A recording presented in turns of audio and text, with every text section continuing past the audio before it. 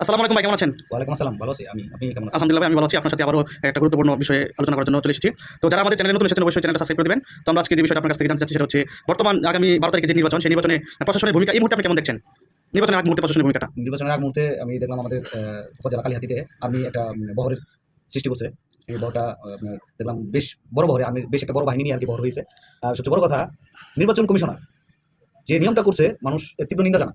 আমি চাই, কারণ 400 গজের ভিতরে মোবাইল না নিয়ে যাওয়ার মানে হলো ভিতরে কি হবে না হবে সেটা কেউ জানতে পারবে না, বুঝতেও পারবে না। প্রশাসনকে সাথে করে নিয়ে এইসব চালতেছে নির্বাচন কমিশনের যে কোনো একটা দলের পক্ষ হইয়া। সেটা কোন দল হতে পারে? সেটা যে দলে লাভ বেশি সে দলেরই হবে। আমরা দেখলাম যে এই যে নিয়মটা করা হয়েছে, প্রজ্ঞাপন জারি করা হয়েছে, জামাত ইসলাম সহ যে 11 দলীয় জোট আছে তারা কিন্তু প্রতিবাদ করেছে, কিন্তু বিএনপি এর প্রতিবাদে কোনো কিছুই বলেনি। জামাত দল নির্বিশেষে সবচেয়ে বড় কথা, জনসাধারণ কারো মোবাইল নিয়ে যেতে পারবে না।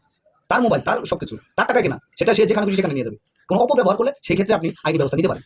কিন্তু জনগণ তো অপব্যবহার করে না, তারা তার ব্যক্তিগত জিনিস নিয়ে যেতেই পারে। এটা তো জনগণের অধিকার। নির্বাচন কমিশনার এখানে কোনো করতে পারে না। আচ্ছা, যাই হোক, এখন এই যে উপজেলা ইউনো ডিসি সাবেক নির্বাচন কমিশনারের যেরকম হাল হয়েছিল, জনগণ জুতা পেটা করে নুরুল ইসলাম নুরুল হুদা কমিশন যেভাবে জনগণ গণপিটা করেছিল, জুতা মারা গলায় দিয়ে, এই কমিশনের তাই করতে হবে। শুধু তাই না, বর্তমানে এসপি ডিসি এরা যে কোনো এক দলের হয়ে কাজ করতেছে। দলের কাজ এটা আজকে হাসনাত আব্দুল্লাহ প্রতিবাদ জানিয়েছে, তারা যে কোনো একটা আপনার সাথে সহমত না, শুধু আমি জোর করে বলতে পারি এবার এসপি ডিসি বিএনপির হয়ে কাজ করতেছে। আচ্ছা, যাই হোক, নির্বাচন তো প্রমাণ না হওয়া পর্যন্ত আমরা বলতে পারি না। নির্বাচন যদি সুষ্ঠু না হয়, জনগণ এই নির্বাচন যদি সুষ্ঠু না হয়, এর একমাত্র দায় নিতে হবে এসপি ডিসি ওসি। শুধু দায় নেবে না, জনগণ নির্বাচন করে তাদের বিরুদ্ধে অ্যাকশন নেবে। আচ্ছা, যাই হোক, এখন এই যে বর্তমানে পরিস্থিতি কেমন দেখছেন, যে 12 তারিখে কোনো অঘটন ঘটাবে কিনা, স্বৈরাচার হাসিনা তৎপর রয়েছে মাঠে, তাদের পক্ষ থেকে কোনো আশঙ্কা করছেন কিনা? আমি সবচেয়ে বড় আশঙ্কা করতেছি এবার নির্বাচনে বেশ কিছু গন্ডগোল হতে যাচ্ছে, বেশ কিছু জায়গা থেকে। আওয়ামী লীগ চুপ বসবে না, বিএনপিও ক্ষমতা ছাড়তে যাবে না, আর জামাতের পক্ষপাতিত্ব সাধারণ জনগণ এরাও ক্ষমতা ছাড়তে যাবে না। তো এই তিন মিলাই একটা বিশাল গন্ডগোলের আবির্ভাব তৈরি হয়েছে, মানে একটা পরিবেশ তৈরি হয়েছে যে বড় ধরনের একটা অঘটন করতে পারে। অবশ্যই আইন শৃঙ্খলা বাহিনী তৎপর রয়েছে, তারা এই বিষয়টা দেখবে আশা করি। আমাদের মনে হয় স্বরাষ্ট্রমন্ত্রী প্রশাসন কথা বলেন, পুলিশ মানে স্বরাষ্ট্রমন্ত্রী গতকাল কি বলেছে যে এবার নির্বাচন হবে উল্লেখযোগ্য নির্বাচন। ইনকিলাব মঞ্চে মুক্ত মানুষের গায়ে গুলি ছুটতে পারে। প্রশাসনকে আগেও দেখছি, 24 দেখছি, তার আগেও দেখছি, 24 পরেও দেখতেছি, সেই একই ভূমিকা পালন করতেছে প্রশাসন, পুলিশ, আনসার। মানে এরা প্রশাসনে তো আমরা যেটা দেশ থেকে উচ্ছেদ করে দেওয়া উচিত। আমরা যেটা গত 2 দিন আগে ইনকিলাব মঞ্চের উপর হয়েছে, সেখানে দেখলাম পুলিশ নির্বিচারে সাংবাদিক এবং সাধারণ মানুষের উপর গুলি চালিয়েছে বা এটা করেছে।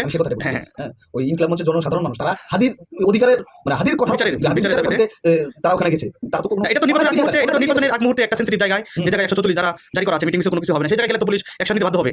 এটা তো পুলিশের নিয়ন্ত্রণে কাজ করে যেতে হবে। তাই বলে জনসাধারণের উপরে গুলি ছড়াটা কিন্তু কোনো আইনের ভিতরে পড়ে না। চলি যারা যতই জারি করুক, তাদেরকে তো প্রশাসন অনেকবারই সতর্ক জনগণ করেছে। আমার, তোরই ভাই, তোরই বোন, তোরই মা, তোরই খালা, তোরই ভাই, তুই কিভাবে গুলি ছড়িস ওখানে? তুই সুন্দরভাবে করতে পারবি, জিনিসটা মেনটেন করতে পারবি। যাই হোক, সর্বশেষ আপনি প্রশাসনকে এবং সিএসি বর্তমান যারা আছে নির্বাচন কমিশন, তাদেরকে কি বলবেন?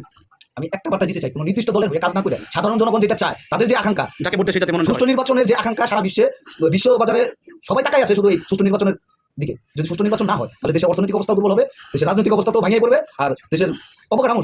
ধন্যবাদ আপনাকে। পরবর্তী আরো একটা নতুন ভিডিওতে দেখা হবে ইনশাআল্লাহ। যারা নতুন এসেছেন চ্যানেলটি সাবস্ক্রাইব করে দিবেন। ধন্যবাদ। আমরা আবার ফিরছি।